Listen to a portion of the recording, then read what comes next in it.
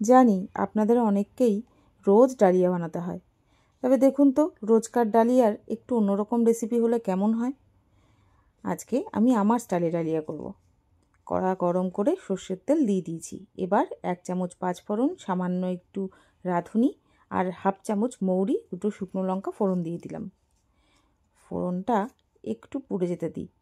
তারপরে দিয়ে দেব 3 কোয়া রসুনকে আধ ফাটা করে, একটু থেতো করে নিয়েছি রসুনটাকে হালকা করে, ব্যাস সেই রসুনটাও দিয়ে দিলাম। এই রসুনটার জন্য একটা অসাধারণ সুন্দর কিন্তু গন্ধ আসবে। এবার সবজি কেটে নিয়েছি, মূলো, টমেটো, ফুলকপি, আলু, সিম আর মিষ্টি কুমড়ো। এবার এই সবজিটা সবটা ঢেলে দিলাম একসঙ্গে। সবজি ঢেলে নিয়ে একটু ভেজে নেব, এই 2 মিনিট মতো। তারপরেই দিয়ে দেব পরিমাণ মতো লবণ আর হলুদ গুঁড়ো। এবার এটা দিয়েও একটু ভালো করে নেড়েচেড়ে নেব, কিন্তু একটু ভাজা ভাজা হয়ে যাওয়া পর্যন্ত। আর একটা কথা, ফুলকপিটা আমি হালকা গরম জলে ভাপিয়ে নিয়েছিলাম। এবার দিয়ে দিচ্ছি হাফ কাপ মুসুর ডাল। মুসুর ডালটাকে আমি ভিজিয়ে রেখেছিলাম।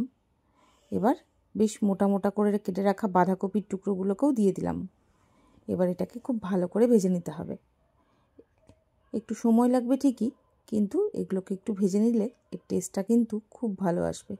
ভাজা ভাজা হয়ে গেছে, এবার দিয়ে দেব পরিমাণ মতো জল।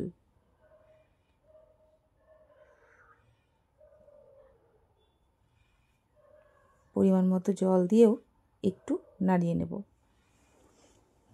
আমি এখানে 2 বাটি মতো জল নিয়েছি, কারণ আমার সবজি সেদ্ধ হওয়া, ডাল সেদ্ধ হতে প্রায় 2 বাটি জল লাগবে। কিছু লঙ্কাও দিয়ে দিয়েছি। এবার এগুলো ভালো করে ফুটে গেলে দিয়ে দেব 2 চামচ চিনি। আমি একটু মিষ্টি মিষ্টি ঝাল মিষ্টি চাই, সেই কারণেই 2 চামচ চিনি দিলাম। আপনারা কম বেশি তো করতেই পারেন। এবার 1 কাপ ডালিয়াকে আমি ভালো করে ধুয়ে জল ঝরা করতে দিয়েছিলাম, সেই ডালিয়াটাও এর মধ্যে দিয়ে দিলাম।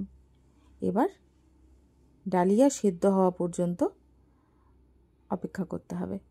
মোটামুটি 7-10 মিনিট পরেই ডালিয়াটা সেদ্ধ হয়ে এরকম মাখো মাখো হয়ে গেছে। আপনারা চাইলে আরও একটু শুকিয়ে নিতে পারেন, কিন্তু আমার কাছে এটা ঠিক বলে মনে হয়েছে। সকালের জলখাবারে এরম গরম গরম সবজি দিয়ে ডালিয়া অসাধারণ লাগে।